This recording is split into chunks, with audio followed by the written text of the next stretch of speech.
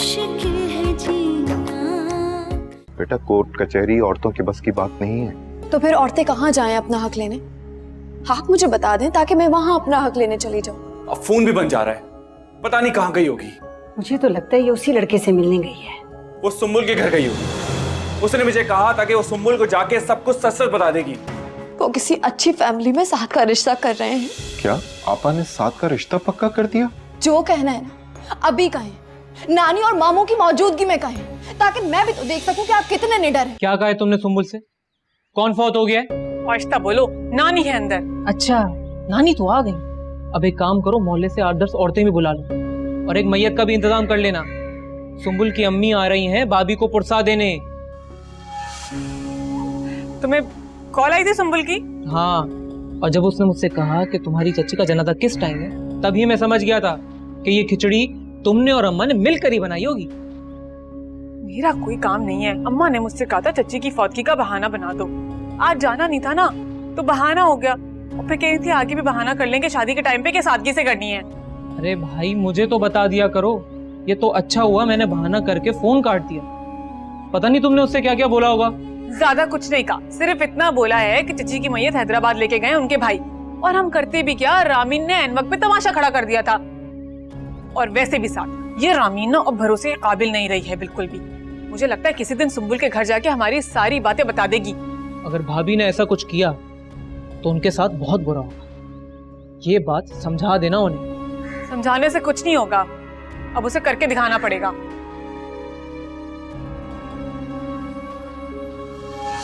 अम्मी, अम्मी, क्या हुआ? फरा तो फोन ही नहीं उठा रही है। और मेरी साथ से बात हुई थी, वो तो चची के नाम पर इतना रोने लग गए, मुझसे तो आगे अल्फाज भी नहीं निकले। तुमने मेरी बात करा देनी थी। तुमने उसे घर का पता किया? कहाँ है बताया साथ ने? नहीं अम्मी, उनको किसी ने ना आवाज दे दी और उन्होंने बाद में बात करने का कहकर फोन रख दिया और अब फोन बंद आ रहा है। चलो तुम ट्राई करती रहो, ऐसे मौके पे फोन का किसको होश होता है। 1-2 दिन में आ जाते हैं ये लोग तो फिर ताज़ियत के लिए चलते हैं। अच्छा, मैं फिर से ट्राई करती हूँ। ट्राई करूँ। हाय हाय जाज़बा, तेरी समझ में ये बात क्यों नहीं आ रही है? घर में रिश्ता मौजूद है और तू बाहर से लाने पे तुली हुई है। अरे अजहर उसकी वजह से बीमार रहने लगा है। और ये बता उस बच्ची में नुक्स क्या है? अम्मा आप मुझे ये बताएं कि साथ के रिश्ते का आपको बताया किसने? ये आपको रामीन ने बताया होगा। उसे बर्दाश्त नहीं हो रहा ना कि साथ का रिश्ता किसी अच्छी जगह हो। अच्छी जगह से लाके क्या करेगी? जब तेरे अपने भाई का रिश्ता है तो उससे दूर हो जाएगा। करीब रहकर क्या कर लिया अजहर भाई ने? मेरा हिस्सा तो मुझे पूरा दिया ना। मेरे बेटों को देखो, घर में कोई चीज लाने से पहले अनम के घर देकर आते हैं। ऐसे होते हैं भाई। ना अम्मा ना, मुझे घाटे का सौदा करना ही नहीं है। ये तेरी औलाद है, कोई सौदा नहीं है। मेरी बात सुन, बच्चों के घर बसा, सौदा मत कर। अम्मा मेरे बच्चे मेरा सौदा है, और वो भी खरा। जब चाहूँ रकम लिखवा के कैश करवा लो। एक ले आई ना मैं आपके कहने से। क्या कमी है रामीन में? हैं? अरे अपने बाप का घर बेच के तुम्हारी हथेली पे रख दिया, और क्या जान दे दे अपनी? क्या चाहते हो? और हाँ, तो शौहरों के लिए बीवियां सब कुछ करती हैं। और एक बात आप सुन लें, साथ का रिश्ता मैं अच्छी जगह ही करूंगी। और अगर मुझे कोई अमीर बेवा मिल गई ना तो मैं फराज का भी निकाह करवा दूंगी। अरे मेरा घर अच्छा होगा तभी तो फरा के रिश्ते आएंगे ना। और रही बात आपकी पोती की, उसके लिए अजहर भाई को परेशान होने की क्या जरूरत है? ट्यूशन के बहाने बाहर जाती तो है, कर लेगी, किसी को पसंद हो जाएगी उसकी भी शादी। और हाँ, आपको भी उसके लिए परेशान होने की कोई जरूरत नहीं है। हाँ, ले लो बड़ी जी।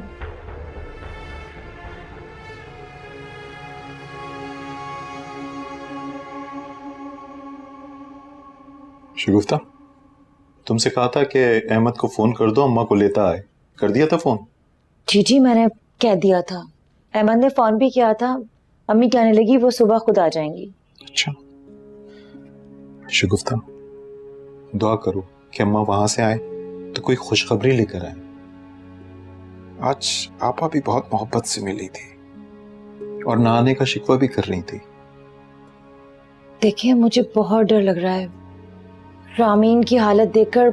जाज़बा आपस रिश्तेदारी करने में, कैसी फूल जैसी बच्ची, मासूम भोली भाली थी, और क्या हशर कर दिया उन्होंने उसका।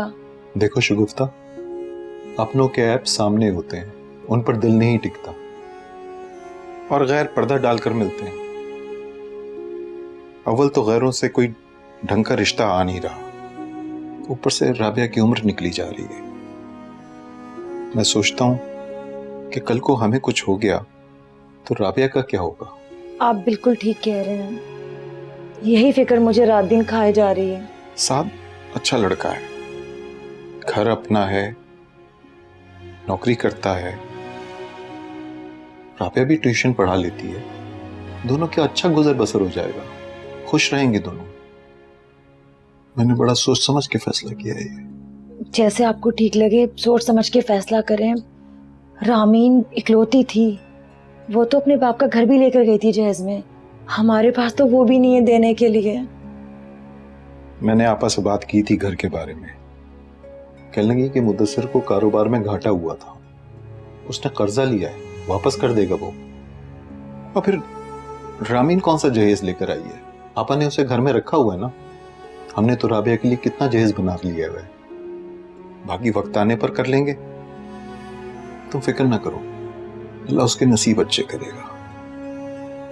कुछ चीजें नसीबों से भी मिलती हैं, सब ठीक हो जाएगा इंशाल्लाह। यार बता तो रहा हूँ, बिल्कुल अभी तत्वीन से फारिग हुए हैं और फोन का तो बिल्कुल होश ही नहीं था। तुम्हारी इतनी मिस्ड कॉल्स थी, सब ठीक तो है? तुम ठीक हो? हाँ हाँ मैं बिल्कुल ठीक हूँ। अम्मी चाची की ताज़ियत के लिए आना चाहती थी, ना तुमने फोन उठाया ना फरा ने। वो मैंने तो अपने फोन का तुम्हें बता दिया, और फरा यार वो दिल की इतनी छोटी है, उससे ये सब नहीं देखा जा रहा, वो उसे फोन का होश क्या रहता। वैसे भी चच्ची को ना फरा से बहुत प्यार था। साथ तुम मेरी फरा से ना बात करवा देना, बेचारी को मैं तसल्ली दे दूंगी। हाँ हाँ क्यों नहीं, बिल्कुल करवा दूंगा। अभी तो वो सोई हुई है, दवाई देके सुलाया है ना। वैसे भी सुंबुल, हम कल वापस आ रहे हैं। अच्छा इतनी जल्दी? मतलब मेरा मतलब है मेरी और फराज भाई की तो जॉब का मसला है, और चच्ची के भाई बेचारे बहुत करीब हैं। अब बिला वजह यहाँ बैठकर उन पर बोझ तो नहीं बनना चाहिए ना। भाभी शायद एक दो रोज रुक जाएं, लेकिन जैसी उनकी मर्जी। चलो जब वो आ जाए तो फिर बताना मुझे। तुम बताओ, तुम कैसी हो? प्रोग्राम खराब होने पर परेशान तो नहीं हुई?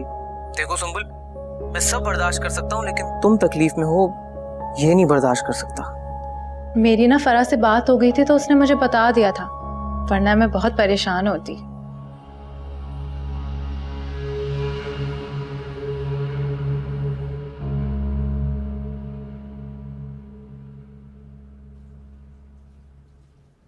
रामीन बेटा, एक बात बताओ, फराज ने कुछ कहा तो नहीं मामू के घर में चले जाने पे?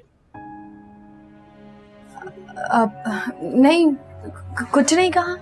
मैंने जाज़बा से भी बात की है तुम्हारे घर के जो पैसे हैं ना उसके लिए, तो कह रही थी कि मुदस्सिर को बहुत ज़्यादा नुकसान हो गया है कारोबार में, वो जैसे ही मुझे पैसे देगा ना मैं लौटा दूंगी तुम्हारे पैसे। जी। अच्छा बेटा, एक काम करो, मुझे एक कप चाय बना दो, मेरे सर में बड़ा दर्द हो रहा है। मैं अभी लेकर आती हूँ, आप चाहें? जीती रहो।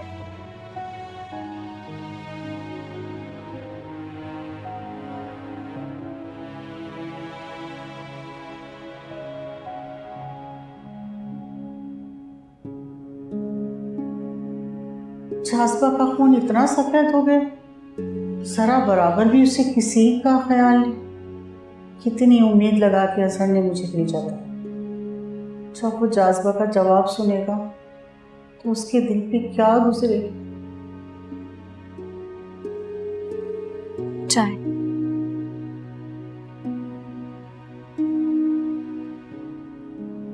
बेटा, रात को फराज मेरे पास आया था, बहुत शर्मिंदा हो रहा है तुम्हारा घर बेचने पे। कह रहा था तुम्हारा अकाउंट खुलवा देगा बैंक में, और जिस तरह भी होगा ना उसमें पैसे डालता रहेगा। मैं तुम्हें एक बात बताऊं, फराज बहुत अच्छा लड़का है और तुमसे मोहब्बत भी बहुत करता है, लेकिन एक बात मेरी याद रखना, ये कोर्ट और कचहरी वाली हरकत अब मत करना बेटा। मर्दों को इन बातों पर बहुत गुस्सा आ जाता है, ये जो ब्याही औरत है ये बड़ी कमजोर होती है। उसकी एक जूती हमेशा घर के बाहर रखी रहती है और हर वक्त यही धड़का लगा रहता है कि पता नहीं ये जूती पहन के कब उसे चला जाने पड़े इस घर से।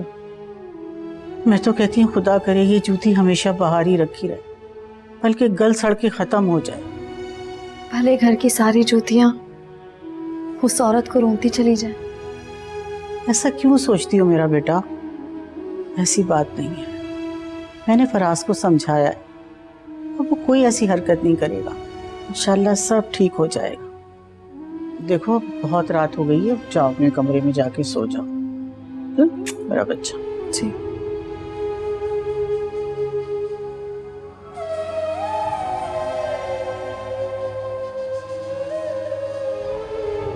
अल्लाह इस बच्ची के नसीब में सुख लिख दे, इसकी जिंदगी के सारे दुख खत्म कर दे।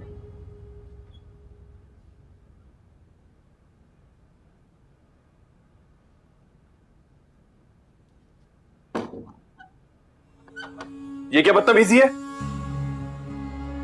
तुम्हारी अम्मा ने तमीज़ी सिखाई कि किसी के कमरे में आने से पहले उससे इजाजत दी जाती है।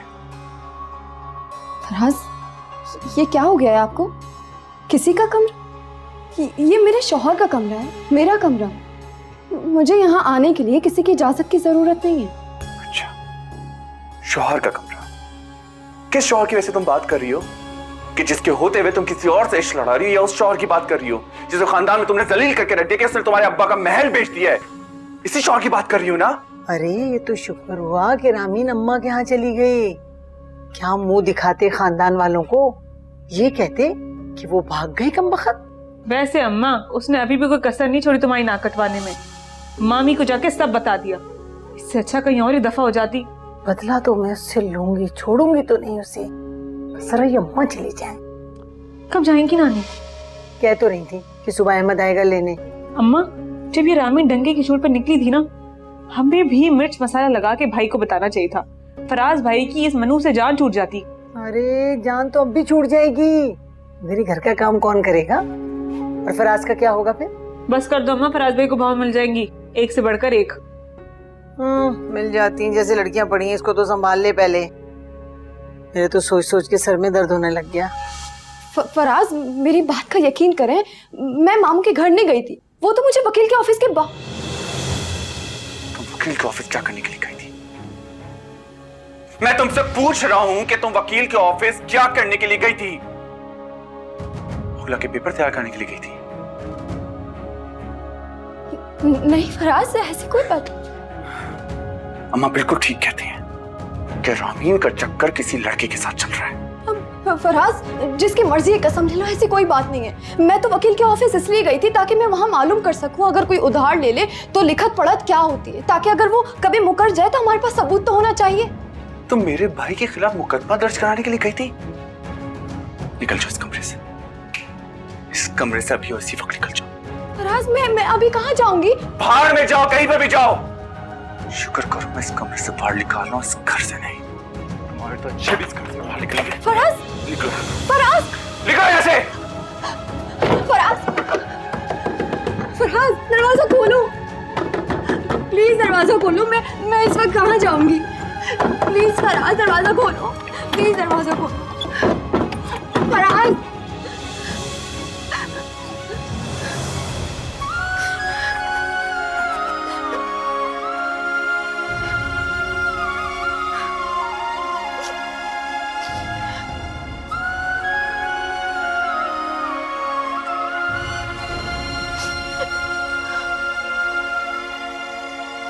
अब्बू काश आप देख सकते। आप कहते थे कि अपना मारता है तो छांव में फेंकता है। सही कहते थे आप। मुझे देखे ना, आपने भी मार कर मुझे छांव में फेंका है, लेकिन राहत की स्याह छांव में।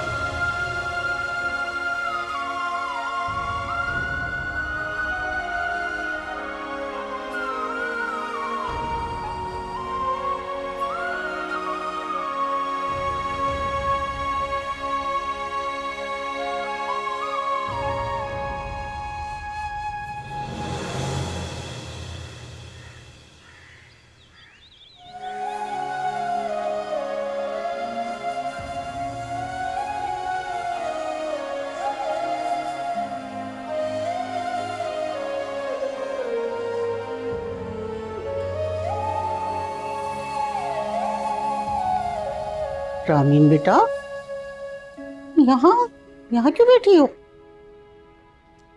जी। अरे तुम सुबह सुबह यहाँ की क्यों बैठ गई? क्या हुआ तुम्हें? वो कमरे में दिल घबरा रहा था, इसलिए यहाँ आ गई। देखा अम्मा, ये है इसकी हरकतें। रात को मियाँ को छोड़ के यहाँ के बैठ जाती है। मजाल है जो जरा सी कोशिश करे कि उसके दिल में इसके लिए जगह बने। बुरी बात है बेटा, अगर दिल घबरा रहा था तो पंखा तेज कर लेती, खिड़कियां खोल लेती। इस तरह रात में मियाँ को छोड़ के आना अच्छी बात नहीं है। चलो चलो उठो, मैं तुम्हें तुम्हारे कमरे में छोड़ कर आऊं। चलो।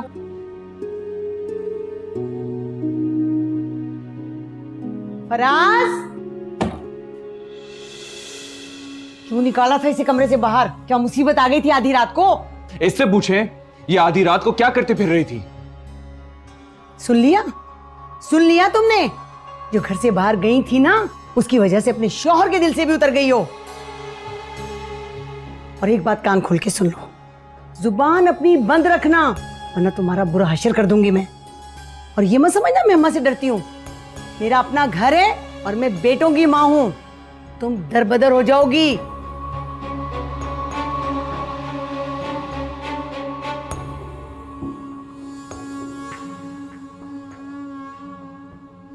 अम्मा बिल्कुल ठीक कह रही है, मेरे दिल से भी उतर ही गई है तुम।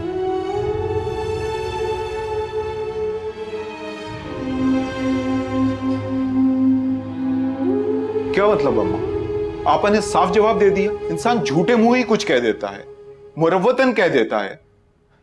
बंदा दिल रखने के लिए सोचने का वक्त मांग लेता है। अरे सोचने के लिए तो दिमाग की जरूरत होती है, और आंखों पर तो उसके चर्बी चढ़ी हुई है। हर रिश्ता, हर ताल्लुक इस चर्बी पे आके फिसल जाता है। आप लोग परेशान ना हो, सब ठीक हो जाएगा। अल्लाह पे भरोसा रखें। कैसे परेशान ना हो? लोग रिश्ते के लिए बाद में आते हैं, पहले पूछते हैं कि घर बार कैसा है, बाप भाई करते क्या है। ना बताओ तो चुप, और बता दो तो वापस चले आते हैं। तुम भी अच्छे अच्छे की तलाश में लगे हुए हो। अरे भाई, अपने जैसों में रिश्ता तलाश करो, तुम देखना इंशाल्लाह मिल जाएगा। अम्मा, अपने जैसों ने ही ज्यादा आफत मचा रखी है। आजकल के लड़के खुद तो हाथ पांव हिलाते नहीं हैं, शॉर्टकट के चक्कर में रहते हैं। बीवी नहीं चाहिए उन्हें, लॉटरी चाहिए, बैंक बैलेंस और बंगले की लॉटरी।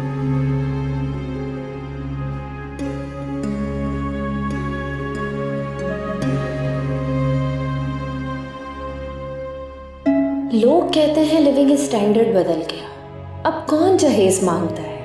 हालांकि लिविंग स्टैंडर्ड नहीं, मांगने का तरीका बदल गया है।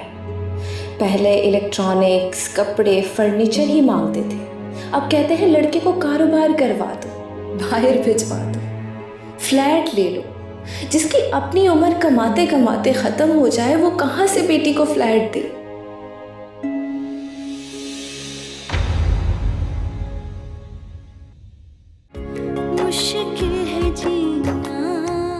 अरे बीवियां अपने शौहर पे जान छिड़कती हैं, और जरा सी चीज के लिए तुमने मुझे बदनाम करके रख दिया। अब तुम सुंबुल को देख लो, सुंबुल अपना महल साथ के नाम कर देगी, तुम देख लेना, और नाम तक नहीं लेगी। लेकिन जहेज तो मजबूरी होता जा रहा है। अब देखिए ना, मैंने अपनी अनम को 10 तोले सोना दिया था और 2 ट्रक भर के जहेज के। इसीलिए तुम्हें समझा रही हूँ, बेवकूफी मत करना कि सारे पैसे रामीन के हाथ में दे दो। भाई की शादी करो उन पैसों से।